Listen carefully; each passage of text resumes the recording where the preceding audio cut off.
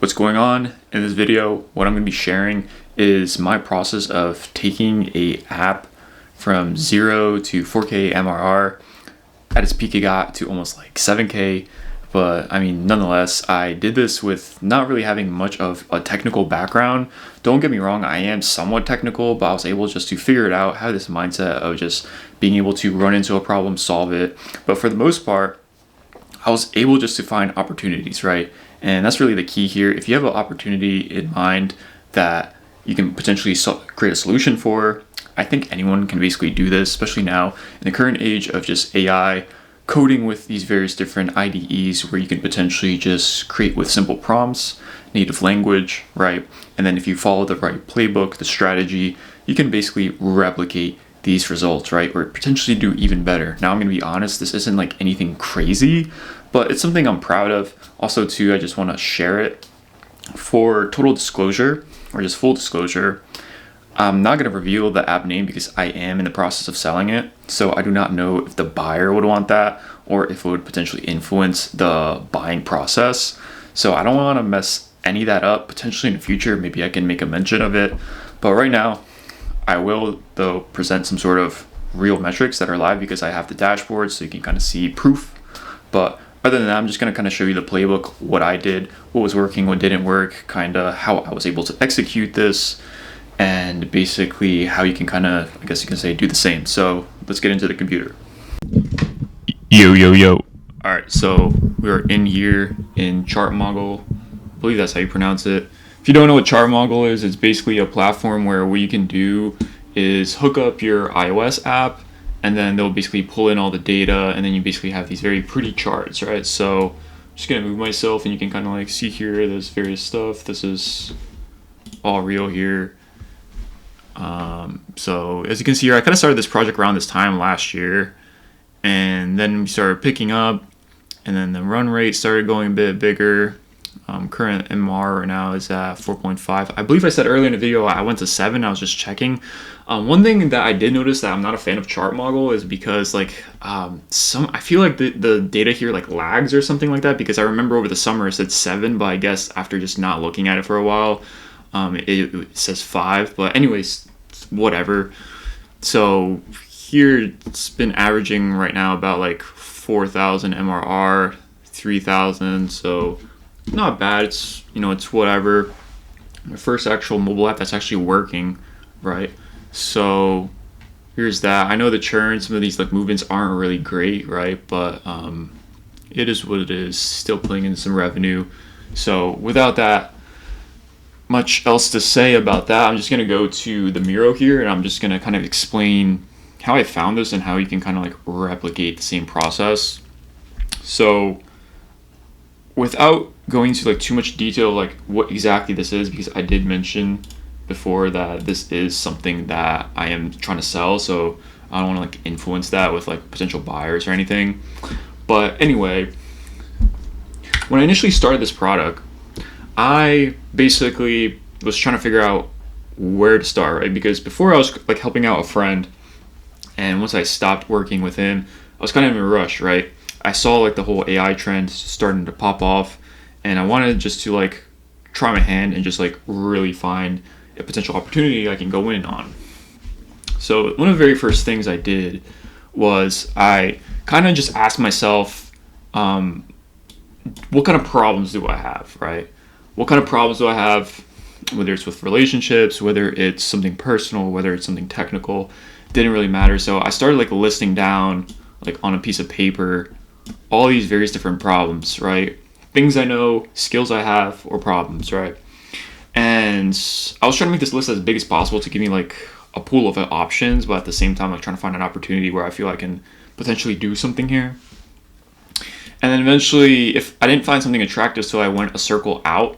So I went into other people I know. So like whether it's like my mom, my dad, my sister, or maybe like some friends, I know that they be talking about certain problems. So I started like writing down all the things also in my big list of what do these people know, what do they always talk about, what am I familiar with, right? Because one important thing, especially like when it comes to like creating these projects or any business, is having some sort of founder market fit, where what you can do is like you don't want to like go into some random industry and just to solve a problem there. It'd be better if maybe you worked in an industry, or if you have some sort of domain knowledge, maybe you have a passion for it, whatever it is. I was trying to keep within my sphere and not really, I guess you can say, go too far out of it, because if I go into like something random, I don't know, like let's say pet grooming. I don't really know anything about pet grooming. I would have a pretty difficult time trying to solve a pain point, or maybe creating a solution in an industry that I don't really know much about. Maybe at some point I would get there, but it would take a lot longer, and I would rather just not bet on that. So after kind of making my own personal list of problems, I then went to people in my proximity, anyone I know. I started writing down all their problems, and after some thinking, I had 3 ideas in mind. I basically wanted to do all of them, but at some point I just realized I was just getting stuck in analysis by paralysis. What I did then was basically just choose one and then from there iterate, because that's just the nature. Because I remember I used to drop ship and do a lot of e-commerce. The nature of that was just not getting attached to anything and just testing it, trying it, and then maybe something will take off. Because if you have a bunch of shots at goal, at some point something is going to pop off, and you just have to trust that. You don't know in the beginning, so if you don't know what to do in the beginning, you just have to pick one. It doesn't matter what it is, just freaking pick one. I picked one. I'm not gonna lie, the niche is very feminine. It's definitely a conversation starter. If you met me and I told you what it was, you'd be like, oh, that's interesting. You know what I mean? It's one of those, let's just put it, right? It's just one of those. But it's nothing profane, by the way, right? But it's a good like conversation starter, and gets people a good laugh. But anyway, I picked it. Now, once I picked the problem, what I want to solve, I basically went on Reddit. I basically started going through all the community forums. I started talking to other people. I started basically copying all like the various themes. I just started like looking through the forums, the communities, adjacent communities, whatever, and basically finding all the common threads, the themes. And when I ran out of the potential, I guess you can say like recent queries or forms submitted to the forum, what I did was I went to other adjacent forums. So something niche adjacent, or maybe like upmarket or something like that. And I was just basically creating this massive sheet of all the various different problems people are facing, things that they're talking about. There's actually a site called Gummy Search. I'm gonna see you right now. Just give me 1 second. But here it is. It's called Gummy Search, and what you can do is you can create audiences, and then what it does is it like scans Reddit, and you can basically find top content performing. What are people talking about? Any requests people are putting in. I was basically creating this massive sheet in my Obsidian, which is kind of like a Notion, and just trying to find common threads and themes. Once I found something like the parallels and the themes that are constantly recurring amongst people's conversations, what I did was I basically so first off, like just for context, I was analyzing the whole entire app landscape just to understand what's there, what kind of apps are there, how do they function, do they have onboardings, do they not have onboardings. I was just trying to understand the general layout of how this business model even works, right? If you're starting anything, you might as well just kind of play around with some apps and just kind of see what does the whole entire user experience looks like, what can you do, what kind of apps are there, like the types, you know what I mean? Like there are dating apps, there are social networks, there are utility apps, there are single player apps, there are multiplayer apps, there are games. So you kind of want to understand this whole entire landscape, because then it helps you kind of start getting in a creative state where then you can kind of piece the puzzle together to create a unique solution for yourself. And having that context, I believe that's just so important to mention, because without it, I don't know if I would have actually created anything. But with that context, I basically went into Figma, and then I started basically just making mock-ups. I just started making mock-ups of my potential product idea with just 3 core features, right? And with those core features, they'd solve problems for, I guess you can say, the 3 biggest recurring problems I found from my Reddit research, and then basically the massive list that I was creating on the side in Obsidian. And ideally, I would want it to be one or like two maybe at most, but I did three because I didn't really know what I was doing. But anyway, I created the features, and then once it was time, I just went straight into coding with a AI coding assistant. So this time, it was basically when Cursor was really kind of popping off, and it was still, you can, get away with a lot of things and pretty much pump out a whole entire app for free in like 2 weeks. And that's basically what I did. Pumped out a whole app in 2 weeks, basically for free. And less than 2 weeks, probably like 10 days, honestly. But I pumped it out. I had some general ideas how I wanted it to look like in Figma, but then I was just kind of creating it in the actual IDE. And from there, it was just giving me better suggestions, to be honest, at the time when I was coding on how I can create and design something. And I honestly liked it better than what I designed it, but I just kept the app super minimalistic, super simple. And then once it was time to launch, I knew my strategy was going to be probably going on some social media platform. I chose TikTok. And to be honest, at the time, I didn't really ever hop on TikTok. I was never really that sort of TikTok guy to kind of scroll or understand how the platform works. Now I am, because I understand the space better. I understand how to go viral on it now. But back then, I just chose TikTok. I felt like it made the most sense for consumers. That's kind of where they all chill at. And when I actually came to TikTok, I realized I ran into a massive problem. The big problem was I didn't have a strong, concrete way how to market the product. And that was a problem because I had this app in a very specific niche, but the problem was there weren't really any apps, or should I say any pages in that niche, where they had consistent viral formats. And that's key. I'm going to reiterate that one more time because it's so important to understand. I didn't go into the space knowing if there were like formats or like markets already that proved that there was some sort of demand to create a product for. So I went into TikTok and I was trying to find formats or content creators to promote my project. It was hard to find any because my product is just so niche. There weren't that really many people doing it. And if I wanted to use a content creator, I would probably have to go up market, which means taking the app apart and just kind of rebranding, doing all these things. And that would have took a lot of time. So after like 1 or 2 weeks of doing reach outs and contacting influencers, and actually got to talk with a few influencers and tell me whether or not like my product made sense. And I got a lot of feedback. I learned a lot, but it turns out that I had maybe 2 influencers interested in working with me. And if anything, they were really niche in themselves and not really exactly what I was trying to do, right, with my project. So I went with them, got maybe 2-3 trials started, and then my first sale back in November last year doing this. And what I remember is that gave me so much confidence because there's something here, but clearly there's product market fit missing. And I guess this project just wasn't really going to take off. So what I did do in the meantime is, because I was on the platform like constantly doing these reach outs, trying to figure out who I can work with and stuff like that, I realized that there are very certain content formats trending in my niche. And that's so important because these formats that trend, they are basically your marketing engines.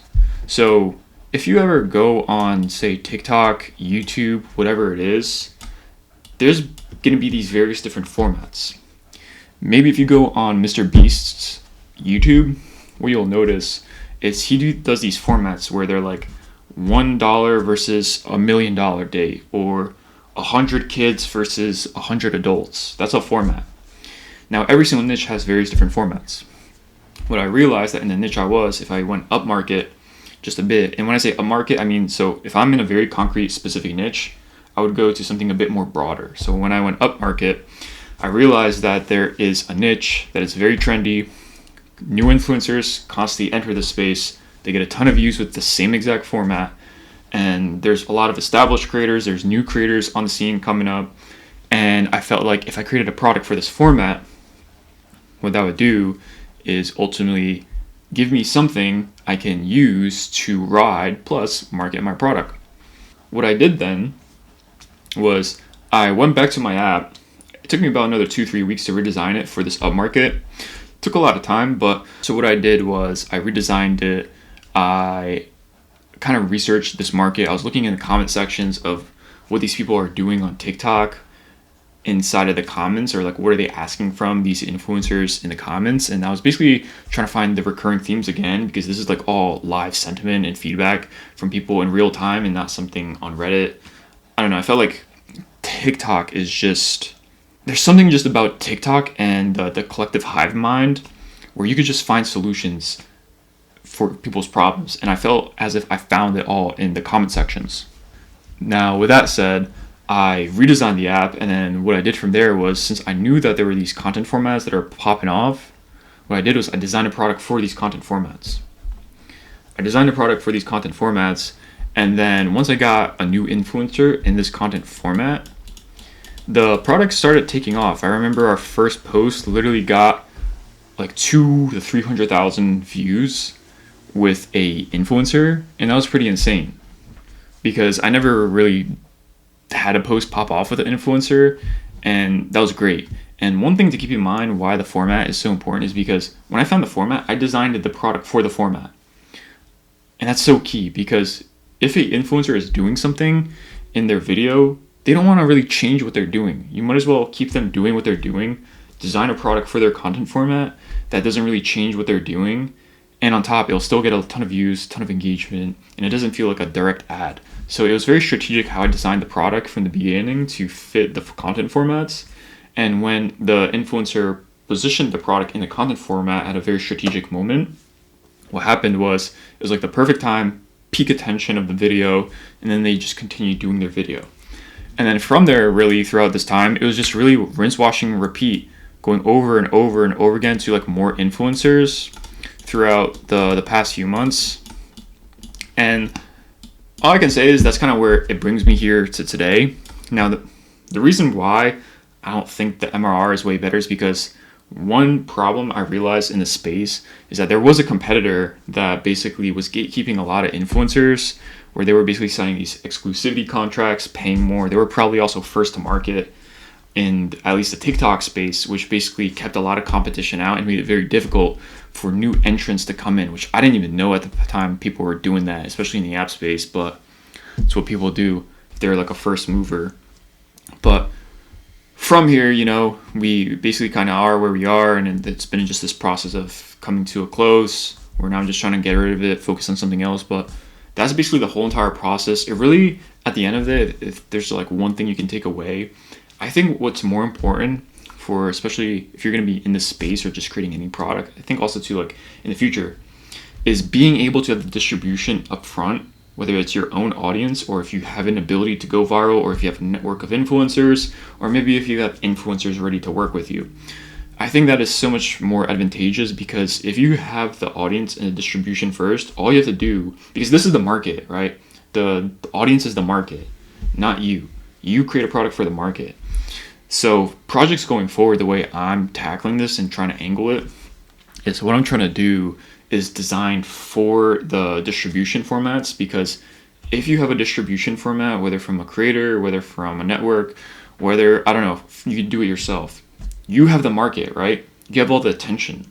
So if you have all the attention with a certain kind of format, you want to design products for the format. And that's so key, because if you have the format and you can just instantaneously this month, or like within the next 90 days, get 90 million views, and believe me when I say that, it's very possible. It's not that hard actually, but if you learn the skill and you know what to do, you can just drive up the revenue. You know what I mean? You can just drive up the revenue, and it can make a big difference in your life. So if you have the distribution format, the key is just to design a product for the distribution format, and then from there, you should be getting some sort of sales, as long as the distribution format complements the product, and together they can go viral. So with that said, that was basically it, my rundown on my experience running this app, and now I'm about to sell it, so not bad. I'm pretty proud of myself, but yeah, we'll just see where this goes from here. So thanks for watching. Peace.